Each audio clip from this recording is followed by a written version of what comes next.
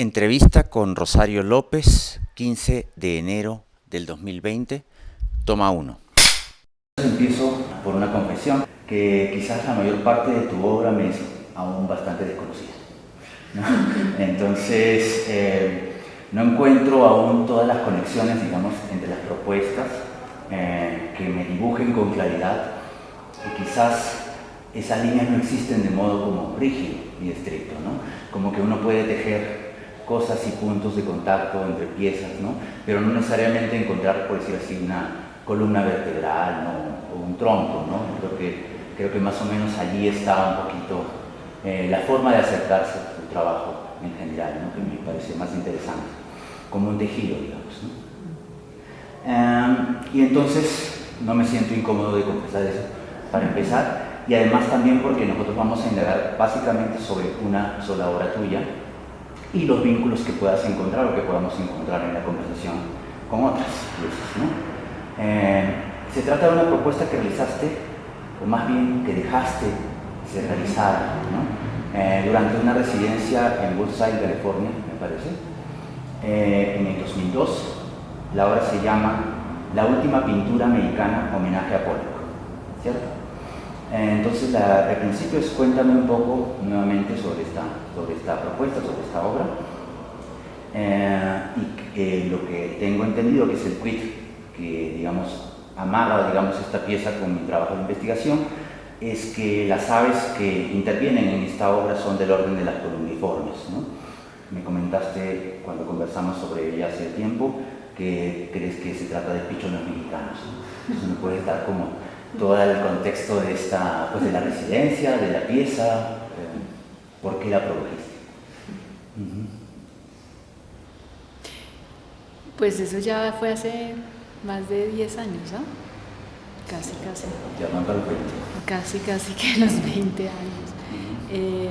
Y es una obra que habla mucho como de la habitabilidad de un territorio y de la capacidad que tenemos todos los seres humanos o animales, incluso las mismas plantas, de una cierta habitabilidad y una apropiación de un territorio, por temporal que parezca o por efímero que parezca o por coyuntural que sea la situación, de alguna u otra manera es un gesto que hace un ser vivo y que hace una marcación en un territorio específico. Entonces, pienso que de alguna manera mi trabajo es difícil de leer en términos de una estructura lineal, ¿no? Es mucho más orgánico, es mucho más aleatorio, y eso se debe justamente a que es un reflejo de ese espíritu migratorio en el cual me he acostumbrado a trabajar. Esa necesidad de moverme de las zonas de confort, o esa necesidad de moverme también en los hábitos de la creación, es lo que me ha volcado a mí digamos, a habitar otros territorios y a recorrer como otros espacios. Entonces pienso que también es una metáfora un poco de esa permanencia mía en ciertos lugares y de esa marcación de ese territorio dentro de lo efímero, dentro de lo escatológico, dentro de lo orgánico, pero al fin y al cabo es impermanente. Cuéntame un poco, ¿estas aves estaban en una jaula? ¿Estaban sobre un árbol? ¿Tú cómo decides de alguna manera colocar los papeles debajo? Digamos? El evento, y yo lo llamo evento, es cuando uno de alguna manera se da cuenta de algo que está siendo paradójico, o algo que está siendo como poco usual, y ese evento lo marcaron estos pichones, porque en la puerta de mi estudio, donde yo tenía el taller, ellos tenían un pequeño nido, y justo enfrente, yo siempre cuando ingresaba al estudio veía marcaciones de sus heces fecales ahí frente a mi estudio. Entonces yo ahí dije, esto es un evento, esto es claramente una señal, una marcación de un territorio en el cual yo tengo que negociar. O sea, que eso también me parece que es muy interesante de observar, es cómo nosotros empezamos a establecer esas manifestaciones de conversación con el otro o con los otros. Entonces, pues estos pichones estaban haciéndome saber que ellos eran los primeros habitantes, que yo no era la primera. Entonces, ¿No estabas de paso? Yo estaba de paso, claramente. Entonces ahí fue cuando tomé la decisión de colocar una mesa justo debajo del nido de ellos, que era más o menos, pues el nido estaba aproximadamente a una altura de 4,5 metros, 4 metros, una casa como muy tranquila. Y lo que hice fue disponer esta hoja de papel justo debajo, de tal manera que en la eventualidad o el día a día, ellos iban a estar haciendo esa marcación sobre esa hoja de papel. Yo en ese momento estaba leyendo textos de Rosalind Krauss sobre el materialismo bajo, incluso sobre Bataille también, pues que Rosalind se refiere a Bataille en los textos de documentos, etc. Entonces estaba como muy interesada en esta idea de la materia, en esta idea del exceso, en esa idea también de lo que es el reducto de lo cultural. Y por eso también el título. Pienso que de alguna manera el lugar donde yo estaba ubicada, pues que es en territorio norteamericano, donde tiene una suerte de una tradición de la pintura expresionista, pues súper influenciable para nosotros como países emergentes, pues eso también era un poquito una respuesta a ese lugar de paso en el cual yo estaba habitando en ese momento. A estas, digamos, columbiformes, del orden de las columbiformes les llamaban pillones mexicanos. ¿Eso por alguna razón en particular, sabes? ¿Tienes idea? ¿No? Pues yo supongo que es por la cercanía también a toda la costa oeste, esto era en el verano, entonces también una suerte de migración, pero sí fue el rumor que los habitantes tradicionales de la residencia me develaron luego que eran estos pajaritos. Si no me equivoco, y es el ave que encontré en todo caso rastreando información en Wikipedia sobre la especie, me parece que es justamente una que ocupa todo un corredor, ¿no? Desde esa zona de California, pasando digamos por el litoral pacífico hasta Argentina, ¿no? Que es el hábitat, digamos, natural de esta especie en particular, ¿no? Me parece que Columba payata o algo así, ¿no? Una columbiforme. Pensé que también era por eso, porque también están en Texas, también están, digamos, por supuesto en México, entonces de alguna manera podría ser, digamos, el tránsito también de una migración, digamos, no tan bienvenida como las palomas, o no tan, o más fácil de controlar, se puede decir, para los controladores. Podría ser que también por ahí. Pero fíjate que es muy bonito porque en todo caso son aves que llegan, habitan y luego emigran, ¿no? Es una suerte como muy sugerente también, ¿no? Como de esa presencia latinoamericana o que viene subiendo desde la Argentina, ¿no? Y hace su marcación, hace su gran pintura americana y luego regresa. Hablando un poquito de lo que también estabas haciendo tú, yendo desde Colombia hacia allá, cuéntame un poco qué es lo que estabas trabajando, además de esta pieza, digamos, ocasional, que es como un diario, digamos, en esta residencia. Yo en ese momento estaba trabajando sobre la serie de Trampas de Viento, que es un proyecto muy largo, muy bonito, que tiene que ver mucho con la búsqueda del vacío en el paisaje. Entonces yo lo que hago son construcciones efímeras en el paisaje, tratando de evidenciar un poco las fuerzas de la naturaleza que allí, digamos, afectan o transforman el paisaje, y cómo a través de la fotografía puedo registrar esos impactos o ese viento que insufla una tela y que la tela de alguna manera genera un volumen, y ese volumen para mí registrado sobre la tela es una escultura que claramente es una imagen fotográfica, pero para mí es una escultura en tanto se transforma, se modifica, cambia de volumen, cambia de presencia. Entonces es básicamente como la investigación que realicé y que he venido desarrollando todo este tiempo también. Pues entiendo que una gran parte de tu trabajo tiene mucho que ver con este pensamiento o reflexión sobre lo escultórico, ¿no? Y yo percibo también que no solamente en esos trabajos, sino también en la pintura americana, ¿no? En esta pintura americana de las columbiformes, la última pintura americana, está muy presente el azar. ¿Tú has tenido, digamos, algunas veces acercamientos, digamos, reflexivos sobre la presencia del azar en la arquitectura, en la configuración de la forma, por decir? No, y lo que te decía, a mí me parece que el uso del documento fotográfico, así como lo digo, en un momento específico funciona como documento, en tanto captura ese preciso instante de tiempo en donde se cambia o donde se agarra el azar o donde se agarra digamos, el momento, que era lo que te mencionaba antes. Entonces, claro, es evidente que esa reflexión sobre el azar está hecha manifiesta y que se recoge justamente con ese documento, con la fotografía, o se recoge con el excremento de estos pichones sobre el papel. Entonces, fíjate que al final son simplemente medios o simplemente materias que operan sobre una superficie y que esa superficie es bidimensional. Entonces, lo que resulta muy paradójico es cómo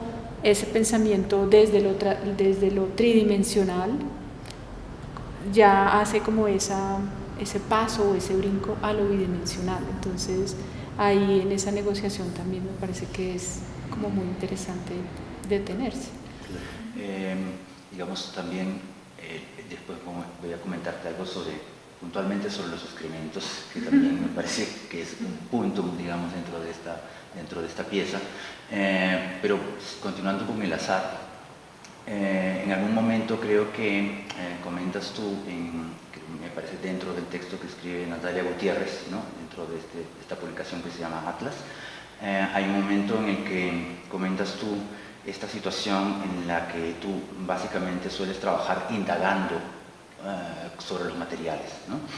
En cuanto normalmente se piensa la escultura como una cosa que materializa una idea preconcebida, digamos, en donde el azar también tiene una participación, pero mucho más reducida.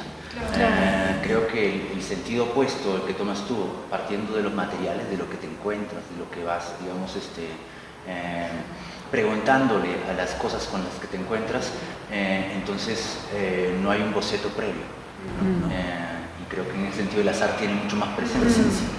Y yo creo que eso también está enlazado con esa dificultad tuya de leer el trabajo mío.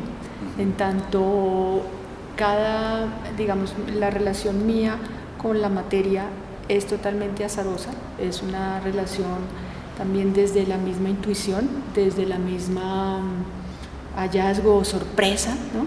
Entonces nunca sé qué va a pasar, y eso es lo que me parece fascinante también de mi investigación, es que no hay una línea específica. Claramente sí hay como una suerte de método.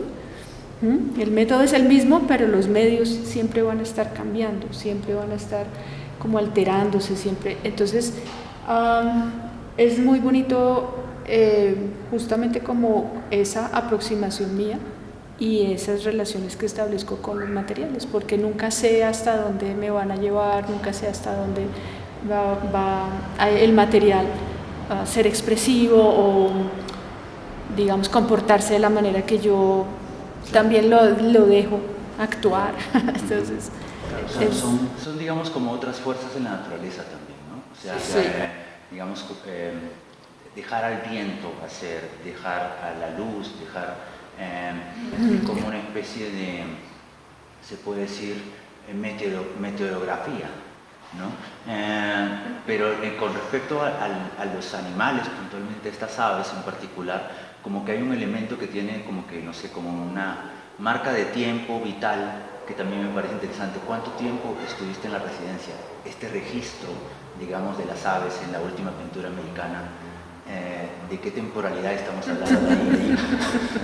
¿Cuántas aves? Era más difícil de saber. No, está muy complicado. ¿Cuánto tiempo estuviste en la residencia? Pero no, la residencia sí duró más o menos un mes larguito, o sea, eran como unas 5 semanas. Y pues que de alguna manera uno, para poder establecer como una suerte de método o unas lógicas de trabajo, sí hay que poner unos límites, o sea, porque yo podría haberme quedado pues desde el julio hasta diciembre y ahí pues la capa que se configura es una cosa así. Y ya me imagino que no sería la última pintura americana, sino como el último entierro, no tengo ni idea. Pero en todo caso sí, me parece que el tiempo sí determina mucho esos acontecimientos, ¿sabes? O sea, tú puedes medir un terremoto también o una intensidad de la Tierra de acuerdo a la duración, o sea, la escala del movimiento telúrico en 5 minutos es como, ¿sí me entiendes? Entonces la escala de tiempo sí me parece que es clave para determinar esa intensidad del evento, esa intensidad de la digamos como de la afectación sobre la materia. Entonces ahí también es muy bonito porque es ese gesto que nos hace vivos. O sea, qué tan intenso fue la marcación de esos pichones sobre ese papel, es difícil de cuantificar, ¿sabes? Pero de alguna manera sí existe como esa línea de tiempo que alberga o que recoge o que tendería a establecer como una suerte de intensidad en términos como del gesto. Sí, intervalos. Sí, ¿no? sí. Pues el otro elemento así clave de esta propuesta es el fluido corporal, ¿no? Lo que son más bien los desechos metabólicos, ¿no? Como elemento materialmente incorporado en la producción del arte contemporáneo siempre ha sido como un elemento como touchy, se puede decir, como difícil de entender, digamos, no solamente para pensar la complejidad del cuerpo, sino también para poner a prueba un umbral que muchas miradas adversas o detractoras del arte producido durante las últimas décadas no admiten jamás como un elemento digno, digamos, dentro de la sacrosanta idea que puedan tener de arte, ¿no? Y eso me parece sumamente interesante. Ha sido en algunos momentos también tema de investigación en otras propuestas que he hecho en años anteriores aquí en Colombia.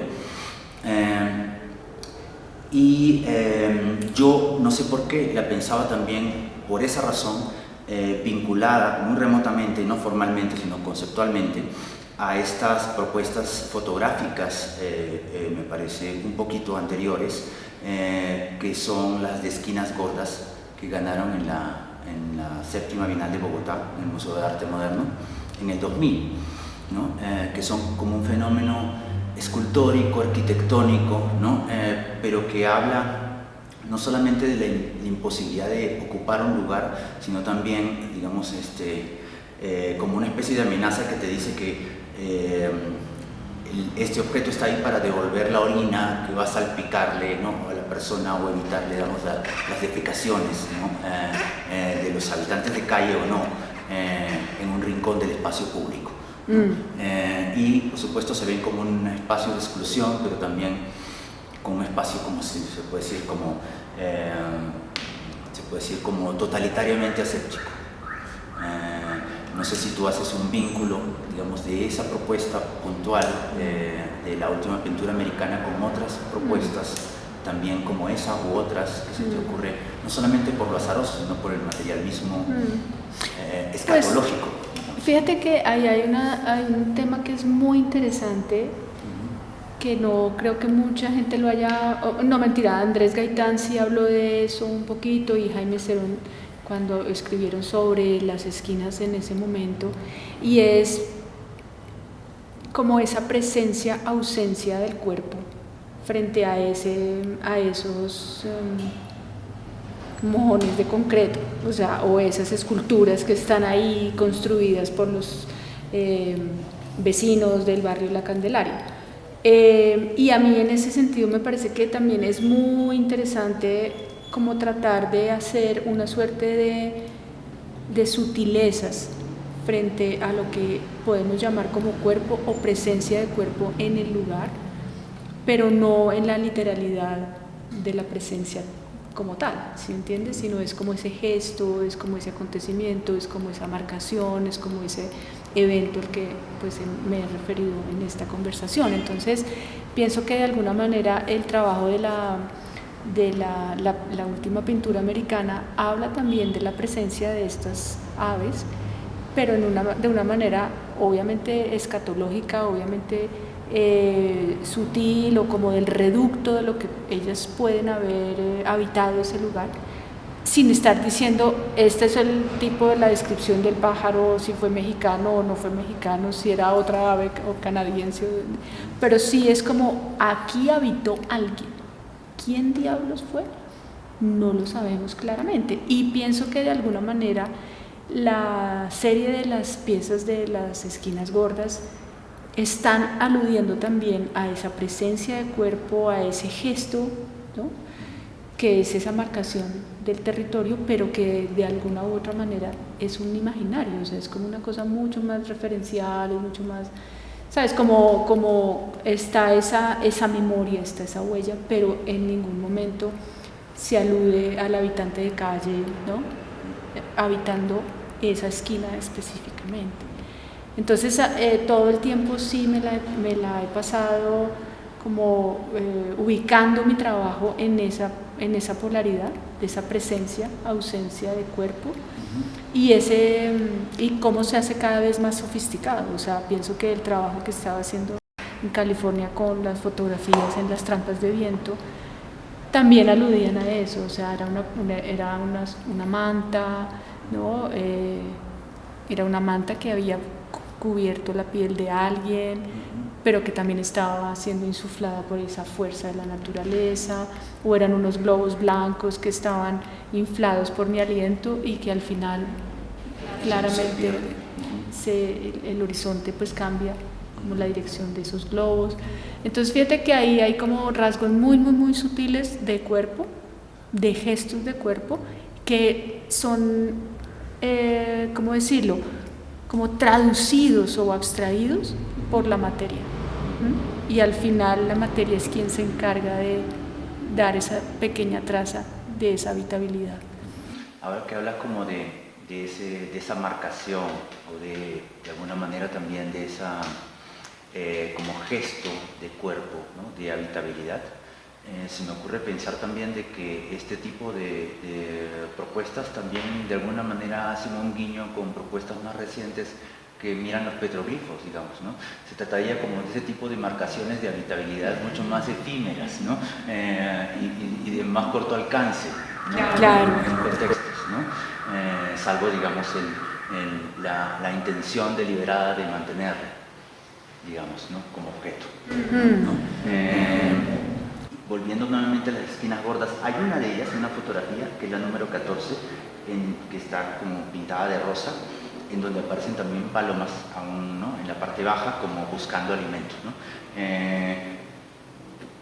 Por la obsesión en el tema, pienso que me devuelve un poco la idea que conversé con otros artistas sobre esto, del vínculo casi inconsciente que las personas hacen entre las palomas, digamos, que habitan en las plazas, y los habitantes de calle. ¿No? Como si se tratara, digamos, de dos especies distintas de un mismo grupo social, ¿no? Para ponerlo, digamos, en algunos términos, ¿no? A mí me ha sorprendido también cómo es que, digamos, que políticas distritales que se han dado, digamos, para suspender el suministro de alimentos en habitantes de calle, ¿no? Que se han dado, digamos, hace un par de años, pero imagino que antes también, para que las organizaciones humanitarias, digamos, no entreguen alimentos, digamos, a los habitantes de calle. Se repiten también otras, se puede decir, decretos que impiden, digamos, que las personas vendan alimentos en las plazas para las palomas. Y entonces me parece que son como políticas que de alguna manera también terminan homogenizando una idea sobre el uso del espacio público y para quién está destinado el espacio público, ¿no? Pero también hablan de ciertas situaciones de exclusión que me parece que se acercan un montón a reflexiones que puedes tener tú también sobre el límite, no lo sé. Cuando has trabajado, digamos, como conceptos escultóricos de espacio negativo, o estoy de repente delirando y excediendo. Pues no entendí la pregunta. No, que pienso que al ver estas palomas, digamos, que no vienen, digamos, a ensuciar la esquina, sino a buscar alimento, también creo que hay un espacio como negado, ¿no?, a estas palomas que uno acerca, digamos, a la idea del habitante de calle, ¿no? ¿Para quién es el espacio público, ¿no? Y esta idea de como de reducir la población de palomas, como también excluir al habitante público, formarían parte de una misma idea sobre a quiénes pertenece el espacio público, creo yo, de marcar límites, ¿no? Límites sociales, fuertemente sociales. No sé si Sí, pero difícil saberlo, porque igual en esa fotografía, pues nada, las palomas se cruzaron y ya, o sea. Pero pocas veces aparece en tu trabajo, digamos, el reino animal. Sí. Yo siento que incluso cuando, por supuesto, hay una fuerte presencia de la naturaleza, pues el trabajo reciente me parece que habla también de las trazas de seres humanos, ¿no? Dejadas, digamos, en las rocas, ¿no? Pero sí siento que las principales fuerzas que se ponen en juego son, digamos, las meteorológicas, las que tienen que ver directamente con el mundo, digamos, material inerte, pero las fuerzas de la naturaleza que actúan allí, y también la flora que aparece, por supuesto, en determinados paisajes, ¿no? Y por supuesto algunos que están como en simbiosis con la vida animal, ¿no? Con los seres humanos y con el resto de animales, digamos, que poblamos el planeta. Digamos, interactuando con ellos y teniendo, digamos, hasta cierto punto como mostrando la misma vida y la misma fragilidad, se puede decir, ¿no? Pero los animales, más bien, la presencia representativa de animales es más bien escasa, directa por lo menos. Sí, eso es verdad, porque sí, pues el trabajo sí se ha centrado más que todo pues en preguntarse otro tipo de temas, otro tipo de asuntos más relativos al paisaje, más de repente conceptuales o más, como tú mencionabas antes, en esa idea de límite o borde o frontera pero específicamente como hablar de las fuerzas que la naturaleza aplica sobre esa materia. Es como, entonces es la fuerza del viento, la fuerza de las mareas o las fuerzas mismas de los movimientos telúricos que vienen a transformar esa materia. A mí me gustaría como ampliar un poquitico como la pregunta anterior que antecitos de lo de las esquinas gordas, y es durante ese momento, que es en 2002, yo estaba leyendo muchos textos, como te dije antes, de lo de Rosalind Krauss, y también me parecía interesante hablar de la, digamos, como de la influencia del trabajo de Piero Manzoni, y pues con sus latas de mierda y como con toda esa idea de los excrementos o de todo lo que tiene que ver con ese materialismo bajo al que se refiere Bataille, y era justamente como eso que desecha la cultura o eso a la que ya nadie más se va a interesar, es lo que a Bataille le va a interesar. Entonces, pues en ese momento yo estaba como muy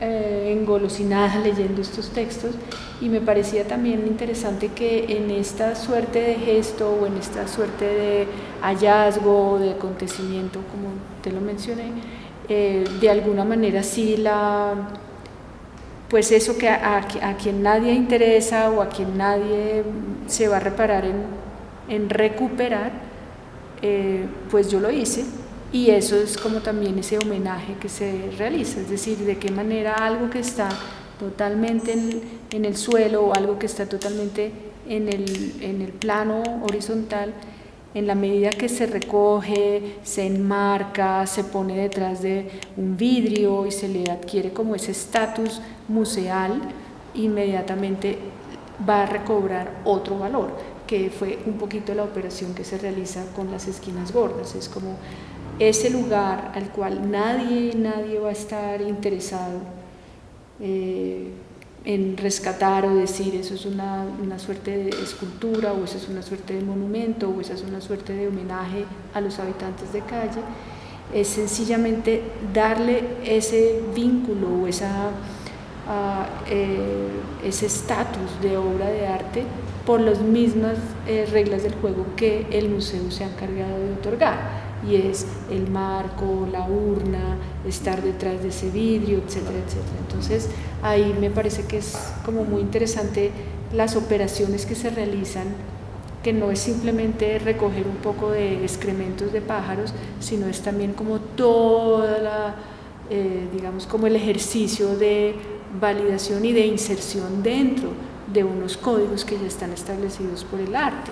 Por eso la misma plaquita en el marco, o sea, hay como pequeñas sutilezas que están dadas justamente para que operen dentro de ese mismo circuito del arte. Entonces ahí es donde Piero Manzoni hizo una suerte de aporte clave al arte, pues, de nuestro siglo. Yo sé digamos, por los cursos que dictas en la Universidad Nacional, digamos, estas reflexiones sobre el escultórico. Yo traje aquí un parrafito, no muy largo, que te lo quiero leer, que está tomado también de este diálogo con Natalia Gutiérrez, en donde tú dices, te cito aquí: guardo estas bombas, te refieres a estos globos de los que me hablabas, ¿no? Que soplabas tu aliento y se quedaban sin aire después, porque fue en ese momento que mi trabajo empezó a confrontarse con el paisaje. Esta es la misma fecha, digamos, en que tú estás pensando en que realizas la última pintura americana. Extendí unas cuerdas sostenidas por dos bancas de las que colgué estas bombas blancas que no solo me mostraron el movimiento del viento, sino que me señalaron la forma del vacío entre ellas, que será uno de los protagonistas de mis trabajos posteriores. Las guardo sin aliento, desmayadas, como pura materia. A veces les digo a mis estudiantes que no todo lo que se sostiene erguido es una escultura. Eso me interesa particularmente, y lo que viene también. También es escultura lo que se encuentra en el piso, lo que se cae, lo horizontal. ¿Tú pensarías, por ejemplo, que esta última pintura americana, homenaje a Jackson Pollock, es también una escultura? Claro, claro. Y es que ahí lo que es interesante es que, pues, como que el nivel de los oficios es difícil de entender. O sea, si nos referimos a una escuela tradicional del arte, claramente podría estar dentro de lo bidimensional o dentro de la historia de la pintura. Pero como estamos también hablando de todo este reducto y de sus antecedentes y bla, bla, bla, pues es una escultura, como lo son las esquinas gordas. Para mí las esquinas no son fotografía, para mí las esquinas son esculturas. Cosa que yo no puedo arrancar la esquina de la Candelaria y traerla al museo, porque pues primero me meto en problemas, segundo porque no tiene ningún sentido hacer como esta suerte de dislocación, ¿no? Entonces son esculturas. Es una manera de traer el espacio de un lado a otro, trasladarlo. Sí, por eso te decía yo que es como esa suerte de migración, o sea, cuando el que migra, el que va y visita un lugar, trae el documento. Aquí estoy. Bueno, también hay una cosa que me llama mucho la atención, que es la ironía, ¿no? Es la última pintura americana, pues la última pintura americana que también es como el homenaje a digamos, epígono del action painting, ¿no? Que por la forma de pintar, digamos, hacía del proceso una performance, ¿no? Y creo que pues hay una serie de connotaciones y lecturas sobre la obra de Pollock que lo acercan enormemente, digamos, a esta especie de macho prepotente, ¿no? Y creo que de alguna manera se convierte en un comentario enormemente irónico sobre todo eso. Casi, digamos, en la misma ironía que yo estoy jugando al traer esa pieza dentro de una reflexión sobre los símbolos de paz. Porque también, digamos, sin que premeditadamente estoy pensando en las palomas, puntualmente, en el símbolo de la paz, ¿no? Me parece que vincularla, digamos, en esta reflexión sí me permite, digamos, ese juego irónico como comentario ácido, cáustico, en todo el sentido de la palabra, por el hecho de que pues, los excrementos de las palomas por lo general son considerados cáusticos, ¿no? Sí. Sobre, digamos, una reflexión sobre la paz. Pues eso, yo quería como cerrar con una propuesta que me comentaste tú, que yo desconocía, que era este jabón Dove. ¿No recuerdas tú el año? No, yo creo que esa es de la misma época, del 2002. ¿Y con qué piezas lo vincularías? Digamos que es un objeto encontrado. No, eso es del 2003. Pero tengo que buscar. Listo, también, entonces. Sí. Queda pendiente. Bueno, entonces muchísimas gracias por recibirme y tener esta